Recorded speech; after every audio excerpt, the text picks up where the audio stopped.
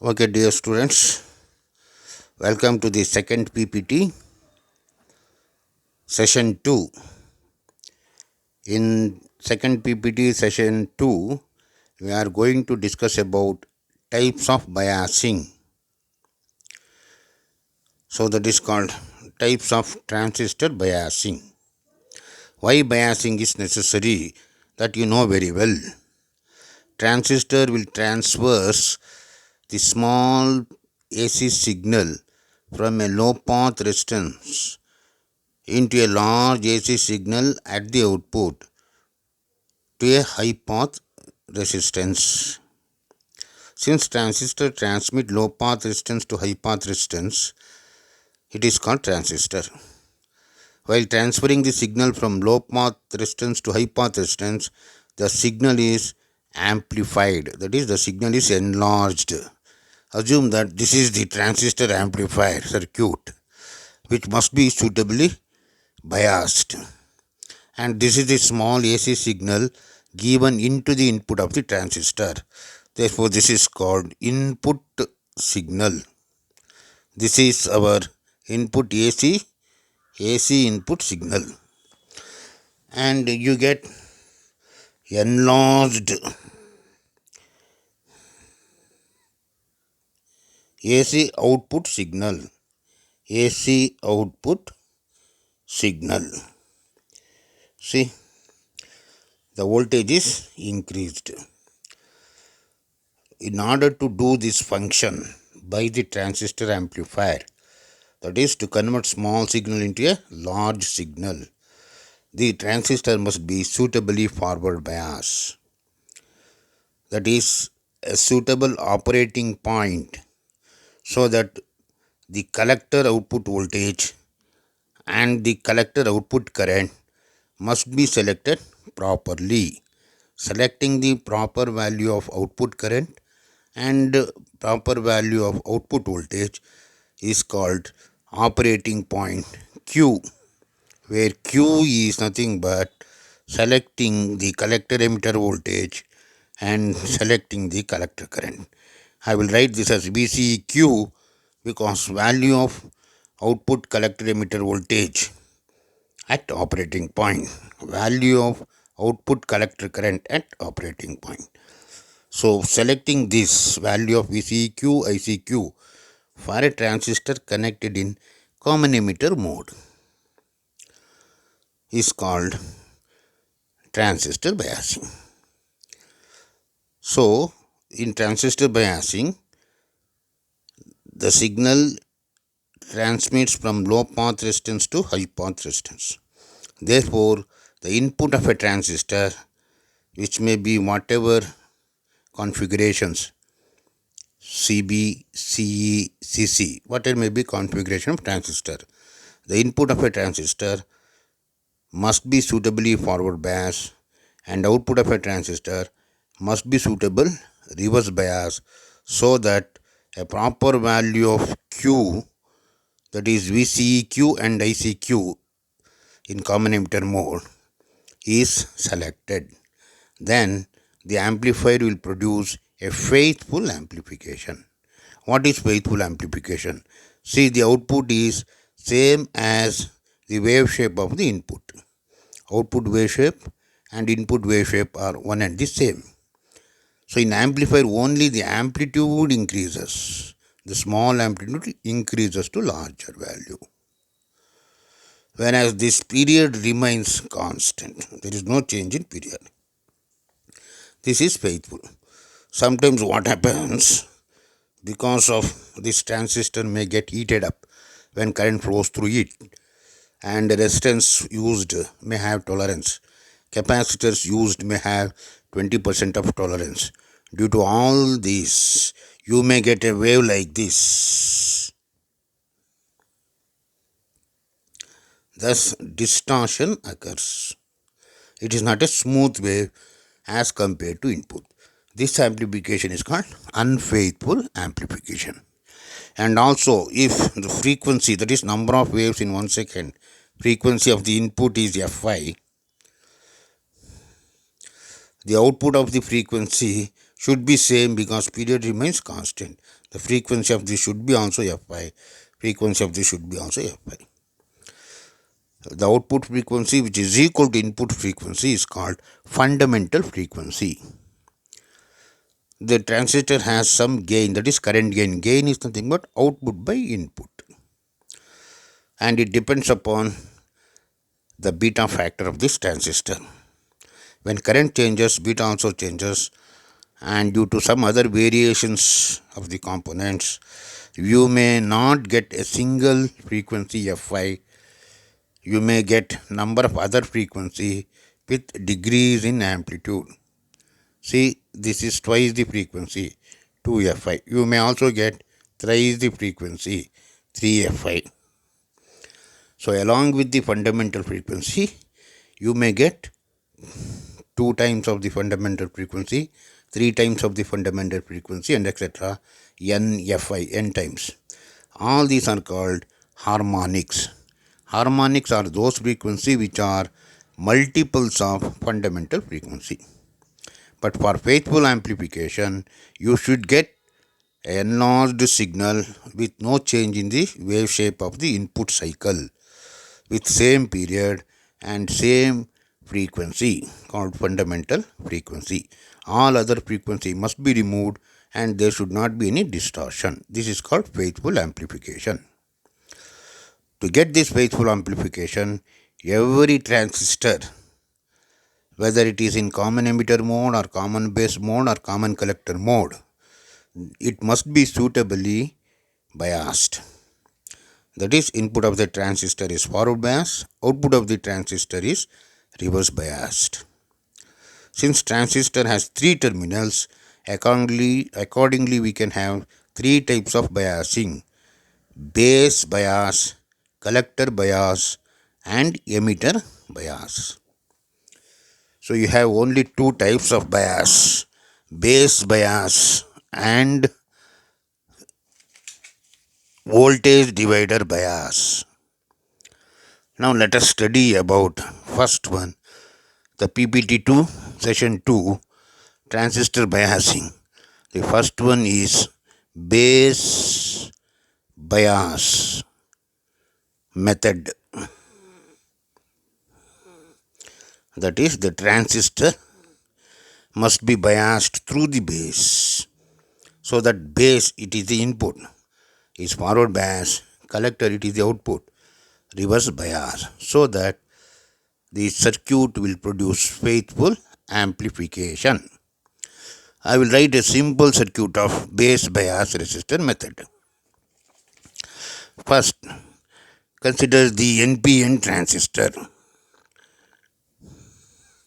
This is NPN transistor. The arrow mark is outside at the emitter. Therefore, it is NPN transistor. And this is emitter terminal, base terminal, and collector terminal. Now, you have to make this base emitter input forward bias, collector emitter reverse bias from a single power supply.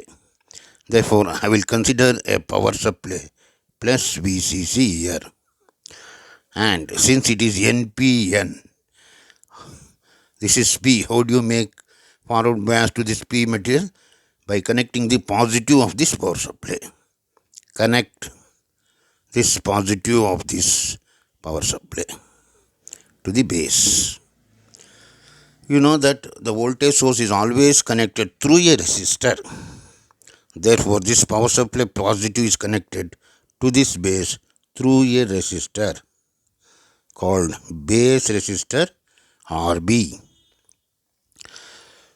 And this voltage positive, this is N material, it should be reverse biased. Collector is the output, should be reverse biased. Therefore, this N should be connected to positive of this power supply through a resistor known as collector resistor, and emitter is simply grounded. That means there is a power supply here, positive is connected here, Negative of the power supply is connected to ground. This is a DC bias of the base resistor method. This this base bias resistor method used to amplify a very small signal. Therefore, in order to apply the signal which is to be amplified, signal means the AC signal which is to be amplified is applied at the input. This is input. I will call this as AC input between these 2 points. And I will use a component known as capacitor. I will explain why capacitor is used. And output is taken at the output. Output is taken at the collector. I will write another capacitor. This is C1. This is C2. Here output is obtained. This is AC output, where the output is enlarged with same period.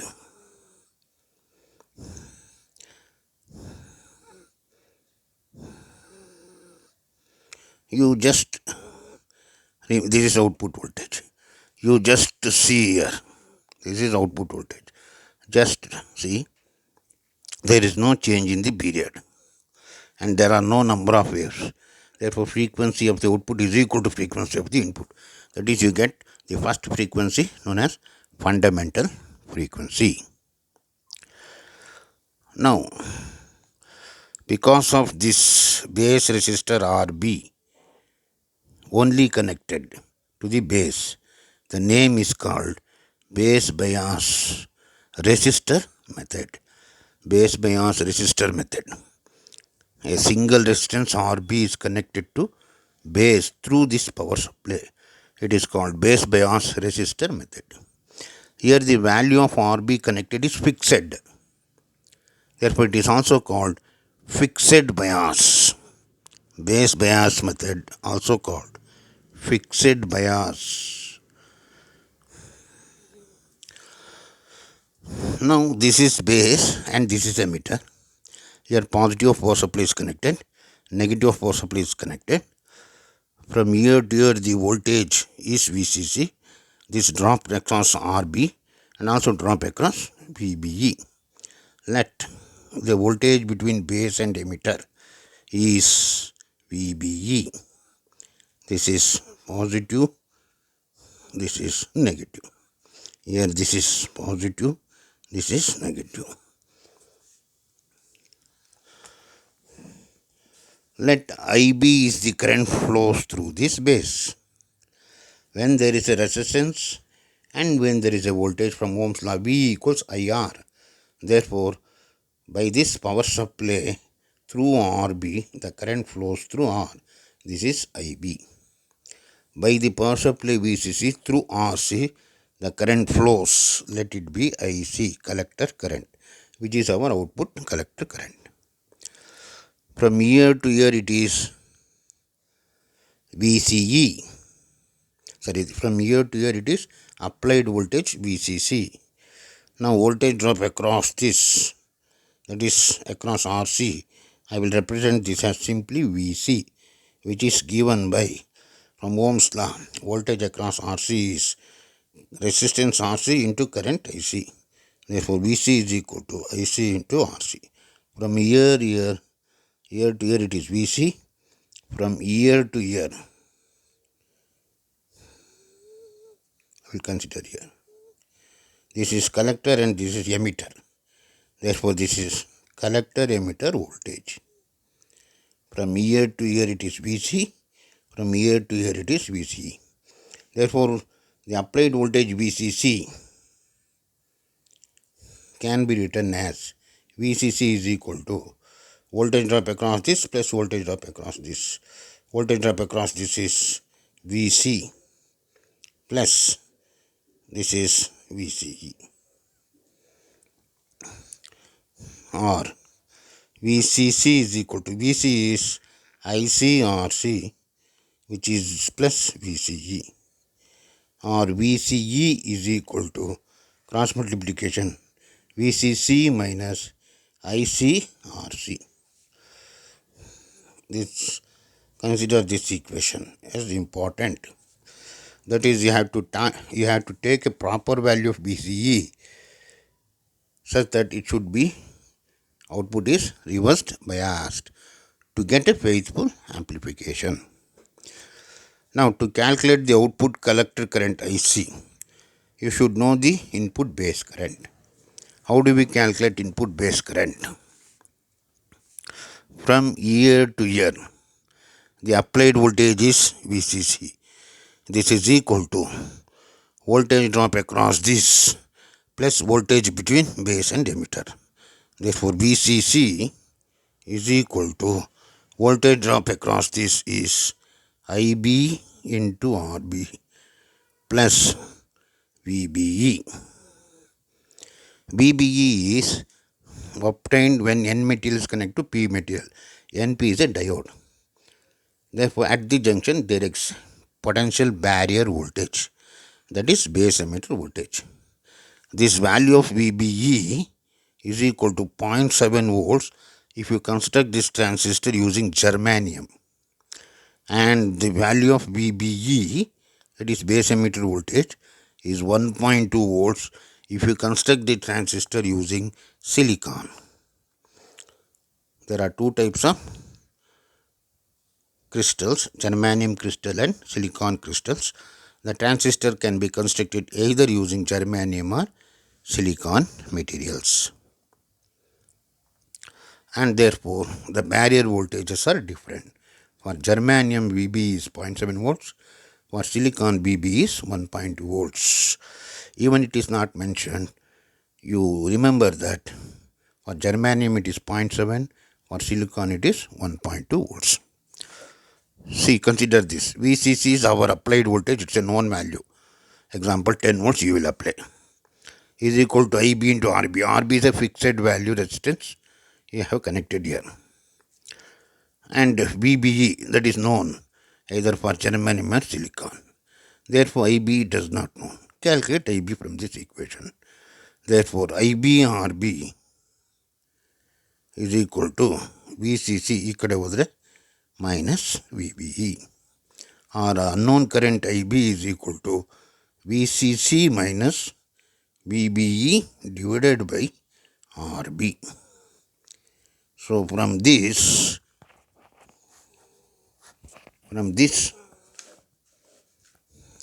you can calculate base current. So from this equation, VCC, the applied voltage, is constant. Usually we will apply 10 volts. RB is a fixed resistor. RB is known, base resistor. VBE, base emitter voltage, is known. If it is germanium, it is 0.7 volts. If it is silicon, it is 1.2 volts. Now from this equation, which is unknown, IB is unknown. Therefore, calculate unknown from this equation. Here IB RB is equal to VCC minus VBE. Therefore, unknown current IB is equal to VCC minus VBE over RB. All these three are known, and hence you can calculate unknown IB. But the current gain of a transistor in common emitter is made common for both input and output. Therefore, this is called common emitter configuration. The current gain is denoted by beta. The current gain of a transistor in emitter mode is defined as output current, that is IC, divided by input current, that is IB. Or the collector current IC is equal to cross multiplication beta into IB. For a given transistor, the current gain beta is known. You can select it from data sheet. Beta is known. IB is calculated from this equation. Therefore, you can calculate IC also. Now, I will represent this as simply ICQ, the collector current at operating point, so that is output current. The output of a transistor is suitably forward bias. So ICQ is equal to beta into IB. This gives 1 point of operating point. Operating point has 2 points. One collect output voltage and another output current. So this selects the output current. You can calculate the output current here. You cannot select ICQ anywhere you want. ICQ should be such that it should be a proper reverse bias. Then how do you calculate output voltage? Take this equation. I will represent this as VCQ. Collector emitter voltage is output voltage. So voltage collector emitter at operating point. So collector emitter voltage at operating point equals VCC minus ICRC. Instead of IC, I will write ICQ. Therefore, from this is VCE. From this, collector emitter voltage at operating point is equal to VCC minus IC means here ICQ. Substitute the collector current at operating point, which is given by beta IB, into ICQ into RC. RC is a output collector resistance, you know very well. That is, you have selected. Usually 5 kilo ohm is selected. VCC applied voltage is known. RC is known. ICQ is calculated from this equation, and therefore collector emitter voltage at operating point is also calculated. Thus, we have selected the operating point Q, which is given by VCQ, ICQ. This is what we call it as base bias resistor method. In base bias resistor method, a single high value of resistance which is fixed is connected to the base, and hence it is called base resistor method or fixed bias resistor method. Only disadvantage of base resistor bias method is that the current gain, that is, what is current gain? Beta, which is equal to output current by input current IB. The definition of gain is output by input. Therefore, current gain is output current by input current. Voltage gain is output voltage by input voltage. Power gain, output power by input power. Here current gain we are considering. It is denoted by beta in common emitter configuration. And it is denoted by alpha in common collector. We are not discussing it. So beta, current gain in common emitter mode, equals IC by IB.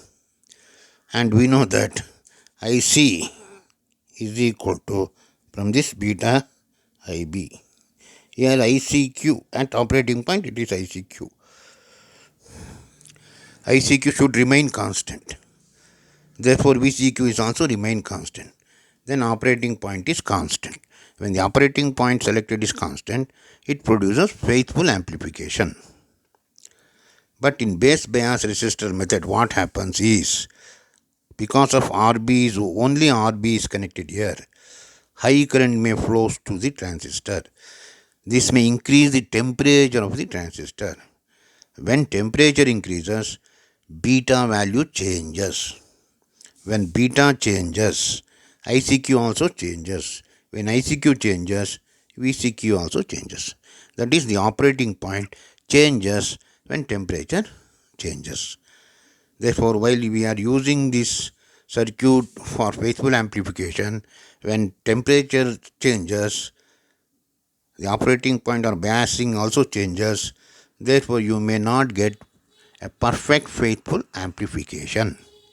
This is the only disadvantage.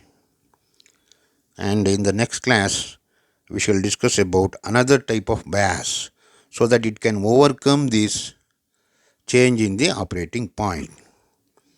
That is called voltage divider bias method. We will discuss it later. Thank you.